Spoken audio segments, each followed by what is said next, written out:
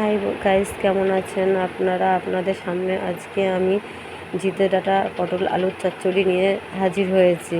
তা প্রথমে কড়াইতে তেল দিয়ে তেল গরম করে নিয়েছি। তা তেলে আমি পটল আলুটাকে লাল লাল করে ভেজে নিয়েছি। তার মধ্যেও দিয়ে দিয়েছি জিতের ডাঁটা আর কাঁঠাল দানা দেওয়া হয়ে গেল। আমি সবজিটাকে ভালো করে লাল লাল করে এপিট ওপিট ভেজে নিয়েছি নুন আর হলুদ দিয়ে। তা ভাজা হয়ে গেলে আমি এর মধ্যে দিয়ে দেবো আদা বাটা, লঙ্কা বাটা আর জিরে বাটা। যেহেতু এটা নিরামিষ হচ্ছে, তা আমি এখানে আদা, লঙ্কা বাটা আর জিরে বাটা দিয়েছি।